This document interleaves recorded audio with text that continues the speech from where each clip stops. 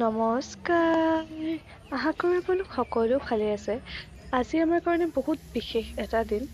আজি হ'ব বিয়া যে কৈ আছোঁ, বিয়াৰ ডেট ফিক্সড।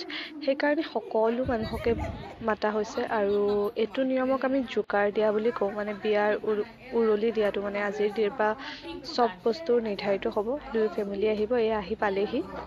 চ' ইমান দিনৰ পৰাতো কোৱা নাই কাৰ বিয়া, চ' আজি কৈয়ে দিওঁ, মোৰ দাদাৰ বিয়া, একমাত্ৰ দাদা মোৰ, তেওঁৰ বিয়া। আৰু আহি পালেহি বৌহঁতৰ ঘৰৰ মানুহো। চ' প্ৰথমতে ভগৱানৰ আশীৰ্বাদ নোহোৱাকৈ জানো একো কাম আৰম্ভ কৰিব পাৰি? চ' ঠাকুৰৰ আশীৰ্বাদ ল'লে, মা দেউতাৰ আশীৰ্বাদ ল'লে, এতিয়া আৰম্ভ হ'ব নিয়মসমূহ। আহকচোন আপোনালোকো চাওক আমাৰ লগতে। 11 আগষ্ট একমাত্ৰ পুত্ৰ শ্ৰীমান সুমিত সাহা শ্বহীদ শ্ৰীযুত কনক বৰ্মন ডাঙৰীয়া লক্ষী বৰ্মন ডাঙৰীয়ানী ছোৱালীৰ লগত 26/11 আগষ্ট দেওবাৰ সপ্তমী তিথিত বিবাহৰ দিন ধাৰ্য কৰা হ'ল। দুপক্ষৰ সন্মতি ক্ৰমে। ঠিক আছে, জোকাৰটো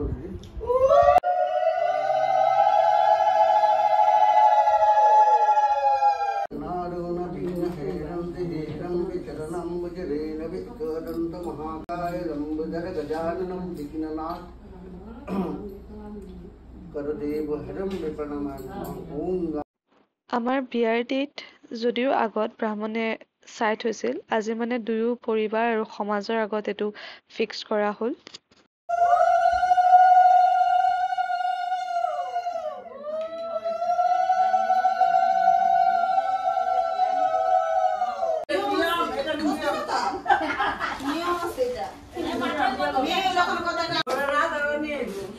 জয় শ্রী রাধারানী কি জয় শ্রী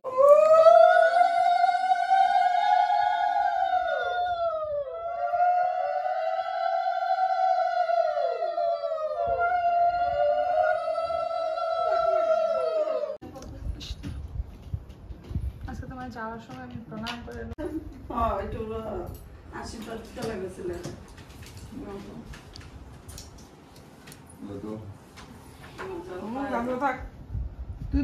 তুই তুলিস না তো গান্ধু পাটি তুলতে পারে না। পাড়া পড়বো যাবেন পড়বো না, আমরা উঠে দিই মনে।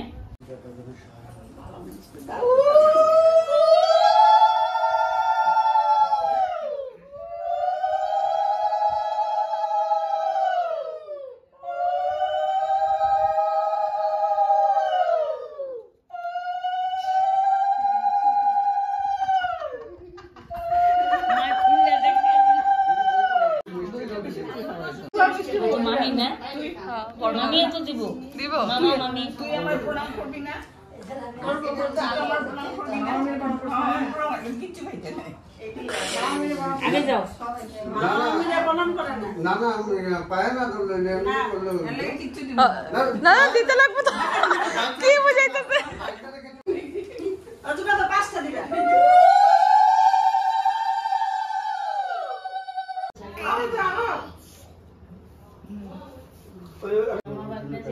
জুগার জুগার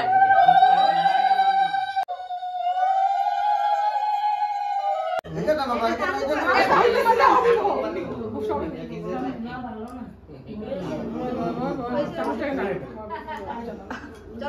মামার জল খাওয়াই দাও।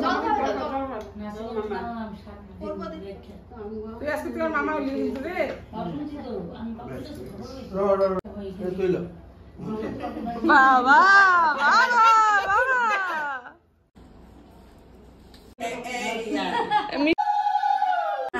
আও গাও ভিতরে দাও, দেখি দেখি কে কে বাকি আছে ভিতরে আও। হ্যাঁ এখন তোরে দিতে লাগবে, 1000 টাকা দিতে লাগবে। আমি জানতুপাতি করি বড় অংশতে ওন তাই 1000 টাকা দিবি কই দিলাম। থাক মন্ত্রী যেটা দিয়ে দেব তোরে নাই চ হ্যাঁ দে না না মন্ত্রী যেটা লাগবে না। তুই পাবি, তুই দিবি এখন ওরে দে 500 না না না না থাক থাক আমার মধ্যে বিয়া অন লাগলে আমি বেশি করে দেব।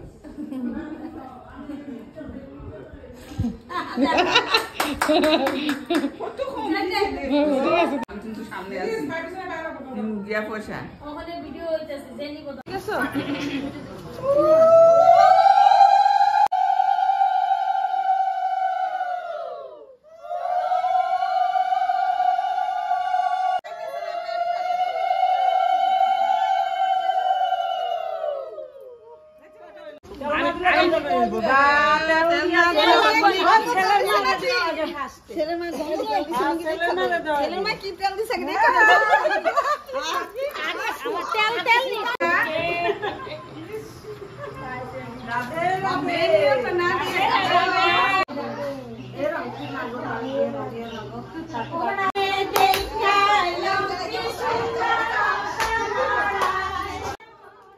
যিহেতু এটা আনন্দৰ দিন এনেকৈ নাচি বাগি যদি ফূৰ্তি নকৰোঁ কেনেকৈ হ'ব কওকচোন চ' চবেই মিলি লাগি গৈছোঁ আমি ডান্স কৰিবলৈ মানে যিমান মানুহ ওচৰ চুবুৰীয়া আহিছিল ৰিলেটিভছ চবে আৰু তাৰ মাজতে মই ৰেডি কৰি দিলোঁ খোৱা কাৰণ বিনা খোৱাত একো বস্তুৱে চেলিব্ৰেট নহয় মিঠাই নহ'লে হ'ব জানো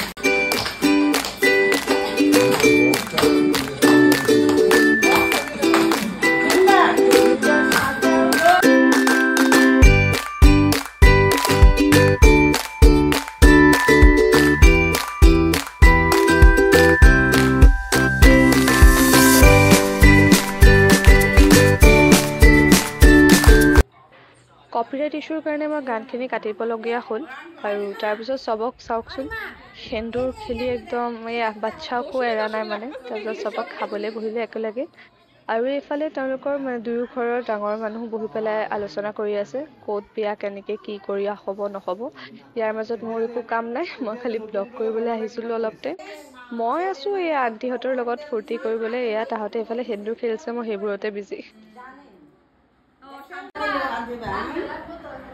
বুঝতেছ না তো বেশি করে দাও এমনি না সুন্দর করে দাও আমার একটা বান্দর আরে না আমলে তো বান্দর হয়ে যাবে আমগো মার মুখটা যদি দেখতে দিনা মাসি দন্দরে কইয়া বই যেনেকৈ আপোনালোকক কৈছোৱে আজি আছিল জোকাৰ মানে আমাৰ বেংগলীহঁতৰ নিয়ম হয় গম পাইছে চাগে কেনেকৈ কি কৰিছোঁ আজিৰ দিনত মেইনলি ডেটটো ফিক্স কৰা হয় বিয়াৰ আৰু ইমান দিনৰ পৰা যে ছাছপেন্সত ৰাখিছোঁ আপোনালোকক যে মই নাজানো কেনেকৈ পাৰিলোঁ কাৰণ মোৰ পেটত কথা হজম নহয় মই চব শ্বেয়াৰ কৰা মানুহ আৰু সেইকাৰণে আশা কৰোঁ আপোনালোকৰ ভালেই লাগিছে আৰু এতিয়া ধুনীয়া ধুনীয়া ব্লগ আহি থাকিব একদম টিপিকেল বেংগলী বিয়াৰ আপোনালোকে চাই থাকিব আৰু টিপিকেল বেংগলী বিয়া বুলি নকওঁ কাৰণ মোৰ বৌ মানে মোৰ বৌদি অসমীয়া হয় চ' অসমীয়া আৰু বেংগলী দুটা নিয়মে চাব পাব চ' চাই থাকিব আৰু কমেণ্ট কৰি থাকিব আশীৰ্বাদ দি থাকিব যাতে তেওঁলোকৰ নতুন জীৱন বহুত ভালকৈ কাটক আৰু চাইছেনে সেন্দুৰ দি পেলাই মোকো মানে সজাই দিছে যদিও তেওঁলোকৰ বোৱাৰী মানুহৰ খেল হয়